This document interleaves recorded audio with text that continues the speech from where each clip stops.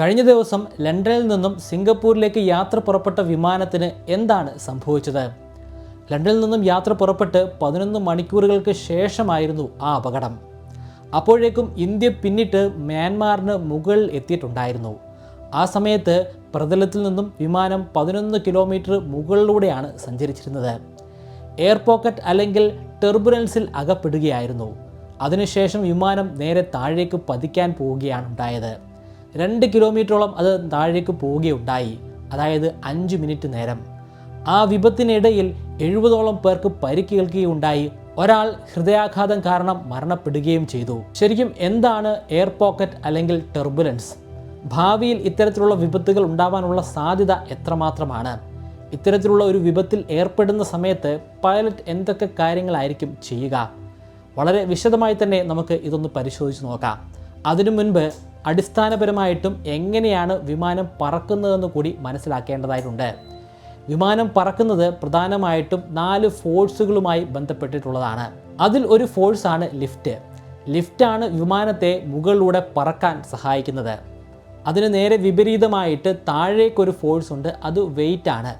Lift വെയിറ്റിനേക്കാൾ കൂടുതലായിരിക്കണം, എങ്കിൽ മാത്രമേ വിമാനത്തിന് ആകാശത്തൂടെ പറന്നു പോകാൻ സാധിക്കുകയുള്ളൂ. വെയിറ്റ് എന്ന് പറയുന്നത് നമുക്കെല്ലാവർക്കും അറിയാവുന്ന കാര്യം തന്നെയാണ്. ഭൂമിയുടെ ഗുരുത്വാകർഷണം കാരണം ആ വിമാനത്തിൻ്റെ മാസ് അല്ലെങ്കിൽ പിണ്ഡത്തിലുണ്ടാകുന്ന ഒരു ബലമാണ്. ആ ബലത്തെ അതിജീവിക്കുന്ന ഫോഴ്സാണ് ലിഫ്റ്റ്. അന്തരീക്ഷത്തിലെ വായുവിനെ കീറി മുറിച്ചുകൊണ്ടാണ് വിമാനം മുന്നിലേക്ക് പോകുന്നത്. അപ്രകാരം മുന്നിലേക്ക് പോകുമ്പോൾ വായു വിമാനത്തിൻ്റെ മുകളിലൂടെയും താഴ്ഭാഗത്തു കൂടെയും ഒഴുകിപ്പോകുന്നതാണ്.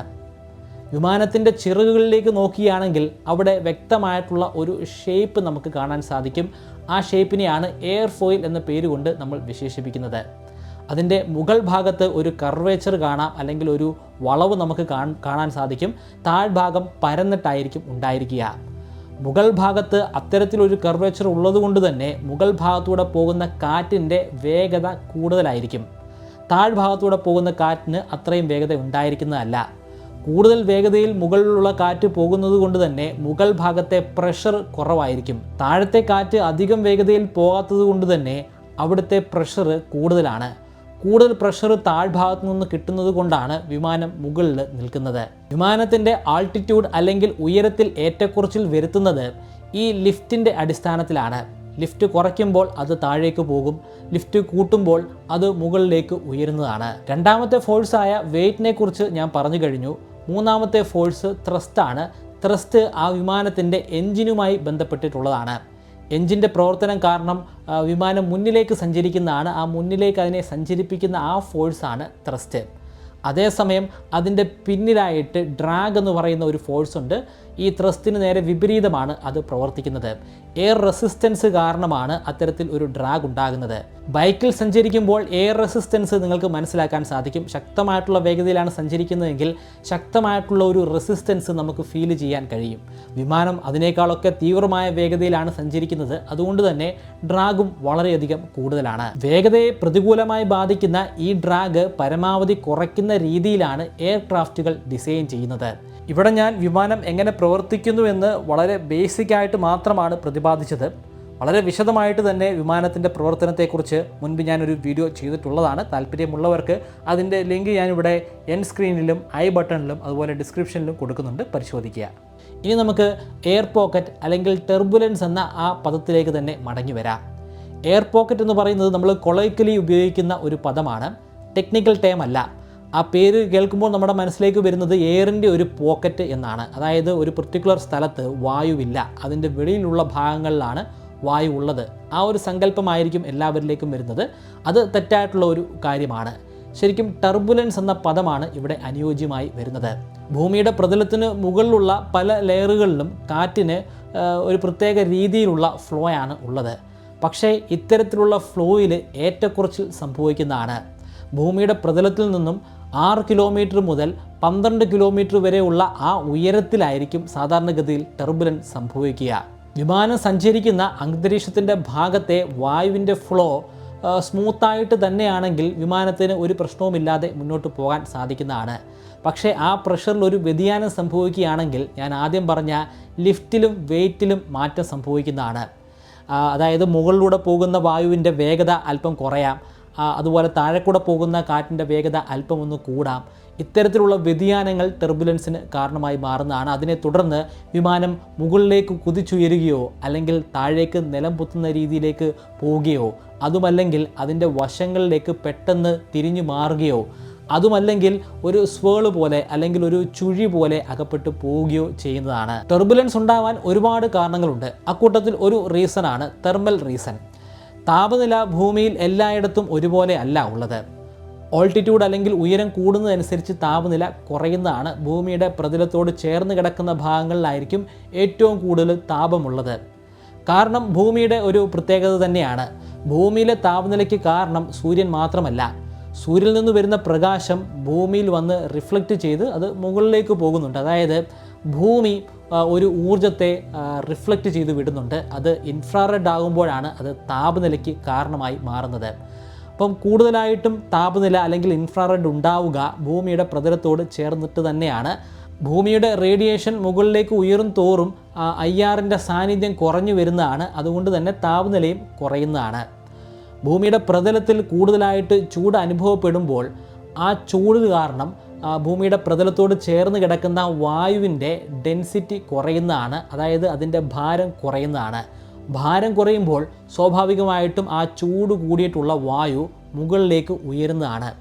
ആ ഉയർന്നു പോകുന്ന ഭാഗത്തേക്ക് ചുറ്റുപാടുമുള്ള ഭാരക്കൂടുതലുള്ള വായു വന്ന് ചേരുന്നതാണ്. ഇങ്ങനെ മുകളിലേക്ക് ഭാരക്കുറവുള്ള വായു ഉയർന്നു പോകുമ്പോൾ അന്തരീക്ഷത്തിൽ ടെർബുലൻസ് ഉണ്ടാകുന്നത് സ്വാഭാവികമാണ്. കാരണം കമ്പാരിറ്റീവ്ലി ഭാരക്കുറവുള്ള വായുവാണ് ഇപ്പോൾ അന്തരീക്ഷത്തിൻ്റെ മുകൾ ഭാഗത്തേക്ക് എത്തിച്ചേരുന്നത്. മറ്റൊന്ന് മെക്കാനിക്കലായിട്ടുള്ള റീസണാണ്. മലനിരകൾ അതിൻ്റെ ഒരു പ്രധാനപ്പെട്ട ഘടകം തന്നെയാണ്. ഭൂമിയുടെ പ്രതലം വ്യത്യസ്തമായിട്ടുള്ള രീതിയിലാണ് ഉള്ളത്. ചില ഭാഗമൊക്കെ പരന്നിട്ടായിരിക്കും, ചില ഭാഗത്ത് മടക്ക് പർവ്വതങ്ങൾ കാണുന്നതാണ്. വായു ഇത്തരത്തിൽ വ്യത്യസ്തമായിട്ടുള്ള ടോപ്പോഗ്രഫിയിലൂടെ സഞ്ചരിക്കുമ്പോൾ ആ വായുവിൻ്റെ ഗതിയിൽ തന്നെ മാറ്റങ്ങൾ സംഭവിക്കുന്നതാണ്.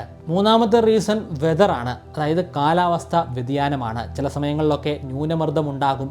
ന്യൂനമർദ്ദം എന്ന് പറയുമ്പോൾ ഒരു ഭാഗത്ത് കുറഞ്ഞ പ്രഷറായിരിക്കും, മറ്റൊരു ഭാഗത്ത് ഉയർന്ന പ്രഷറായിരിക്കും. അപ്പോൾ കാറ്റ് എല്ലായ്പ്പോഴും ഉയർന്ന പ്രഷറുള്ള സ്ഥലത്തു നിന്നും കുറഞ്ഞ പ്രഷറുള്ള സ്ഥലത്തേക്ക് സഞ്ചരിക്കുന്നതാണ്. പെട്ടെന്നുണ്ടാകുന്ന ഈ കാലാവസ്ഥ വ്യതിയാനങ്ങൾ ടെർബുലൻസിന് കാരണമായി മാറാറുണ്ട്. മറ്റൊരു പ്രാധാന്യം അർഹിക്കുന്ന റീസൺ ക്യാറ്റ് അല്ലെങ്കിൽ ക്ലിയർ എയർ ടെർബുലൻസ് ആണ്. ഇതാണ് ഏറ്റവും അപകടം നിറഞ്ഞിട്ടുള്ള എയർ ടെർബുലൻസ്. കാരണം ഇത് മുൻകൂട്ടി പ്രവചിക്കാൻ നമുക്ക് സാധിക്കുകയില്ല. മറ്റുള്ള കാരണങ്ങളൊക്കെ തന്നെ നമുക്ക് നേരത്തെ തന്നെ അറിയാവുന്നതാണ്. അവിടെ മലയുണ്ടോ എന്ന് നമുക്കറിയാൻ സാധിക്കും. കാലാവസ്ഥ വ്യതിയാനം നമുക്ക് മുൻകൂട്ടി പ്രഡിക്റ്റ് ചെയ്യാനായിട്ട് സാധിക്കുന്നതാണ്. അതുപോലെ ന്യൂനമർദ്ദവും താപനിലയിൽ ഉണ്ടാകുന്ന വ്യത്യാസവും ഒക്കെ മനസ്സിലാക്കാം. പക്ഷേ ക്യാറ്റ് മനസ്സിലാക്കാൻ വളരെയധികം പ്രയാസമാണ്. ഇത്തരത്തിലൊരു എയർ ടെർബുലൻസ് സംഭവിക്കുമ്പോൾ പൈലറ്റിന് ചെയ്യാൻ സാധിക്കുന്ന ചില കാര്യങ്ങളുണ്ട്. കൺട്രോൾ പൂർണ്ണമായിട്ടും നഷ്ടപ്പെടുകയാണെങ്കിൽ ആ കൺട്രോൾ തിരിച്ചെടുക്കാനായിട്ട് ആൾട്ടിറ്റ്യൂഡിൽ വ്യത്യാസങ്ങൾ വരുത്താനായിട്ട് സാധിക്കും. പ്രധാനമായിട്ടും ആൾട്ടിറ്റ്യൂഡ് കുറയ്ക്കുകയാണ് ചെയ്യുന്നത്. കാരണം ഇപ്പോൾ സഞ്ചരിച്ചുകൊണ്ടിരിക്കുന്ന ഭാഗത്ത് ഒരു ടെർബുലൻസ് ഉണ്ട്. അവിടെ നിന്നും ആൾട്ടിറ്റ്യൂഡ് ഒന്ന് കുറയ്ക്കുകയാണെങ്കിൽ ടെർബുലൻസ് ഇല്ലാത്ത സ്മൂത്തായിട്ട് വായു സഞ്ചരിക്കുന്ന ഭാഗത്ത് എത്തിച്ചേരാൻ സാധിക്കും. മറ്റൊന്ന് വേഗതയിൽ കുറവ് വരുത്തുക എന്നുള്ളതാണ്. ശക്തമായിട്ടുള്ള വായുവിൻ്റെ ഒരു പ്രവാഹം ഉണ്ടാകുമ്പോൾ അതിന് എതിരെ ത്രസ്റ്റിൻ്റെ വേഗത കുറയ്ക്കാൻ സാധിക്കും. ഇതിനെല്ലാം പുറമെ എയർ ഹോസ്റ്റസിനും യാത്രക്കാർക്കും സന്ദേശങ്ങൾ എത്തിക്കാൻ സാധിക്കുന്നതാണ്. അവരെ കൊണ്ട് സീറ്റ് ബെൽറ്റ് ധരിപ്പിക്കാൻ പൈലറ്റിന് സാധിക്കുന്നതാണ്. ടെർബുലൻസ് പ്രധാനമായിട്ടും 3 തരത്തിലുണ്ട്. ലൈറ്റ് ടെർബുലൻസ്, മോഡറേറ്റ് ടെർബുലൻസ്, അതുപോലെ എക്സ്ട്രീം ടെർബുലൻസ്. ലൈറ്റ് ടെർബുലൻസ് പേരിൽ സൂചിപ്പിക്കുന്നത് പോലെ തന്നെ വളരെ ലൈറ്റായിട്ടുള്ളതാണ്. പൈലറ്റിന് കൺട്രോൾ നഷ്ടമാകുന്നില്ല. മീഡിയം ടെർബുലൻസിൽ യാത്രക്കാർക്ക് ചില അലോസരങ്ങളൊക്കെ സംഭവിച്ചേക്കാം. അപ്പോഴും പൈലറ്റിന് കൺട്രോൾ നഷ്ടമാകുന്നില്ല. കൺട്രോൾ നഷ്ടമാകുന്നത് മൂന്നാമത്തെ എക്സ്ട്രീം ടെർബുലൻസ് സംഭവിക്കുമ്പോഴാണ്. ഇപ്പോൾ സിംഗപ്പൂർ എയർവേസിൻ്റെ വിമാനത്തിന് സംഭവിച്ചിരിക്കുന്നത് ഇത്തരത്തിലുള്ള ഒരു ടെർബുലൻസ് ആണെന്നാണ് നമുക്ക് മനസ്സിലാക്കാൻ സാധിക്കുന്നത്. ഇപ്പോഴും സിംഗപ്പൂർ എയർവേസ് ഇതുമായി ബന്ധപ്പെട്ടിട്ട് ഒന്നും തന്നെ അനൗൺസ് ചെയ്തിട്ടില്ല. പക്ഷേ മുൻപ് നടന്നിട്ടുള്ള എയർ ടെർബുലൻസിൻ്റെ അടിസ്ഥാനത്തിൽ, ഇതുമായി ബന്ധപ്പെട്ടിട്ടുള്ള ശാസ്ത്ര പഠനങ്ങളുടെ അടിസ്ഥാനത്തിലാണ് ഞാൻ ഇങ്ങനെയുള്ള ഒരു വീഡിയോ നിർമ്മിച്ചിരിക്കുന്നത്. നിങ്ങൾ വിമാനത്തിൽ യാത്ര ചെയ്യുകയാണെങ്കിൽ ഒരു കാര്യം ചിന്തിക്കുക, ഏറ്റവും അപകടം കുറഞ്ഞിട്ടുള്ള യാത്ര വിമാനത്തിലൂടെയുള്ള യാത്ര തന്നെയാണ്. പക്ഷേ സേഫ്റ്റിക്ക് പ്രാധാന്യം കൊടുക്കുക. നിങ്ങൾ തീർച്ചയായിട്ടും സീറ്റ് ബെൽറ്റുകൾ ധരിക്കേണ്ടതാണ്.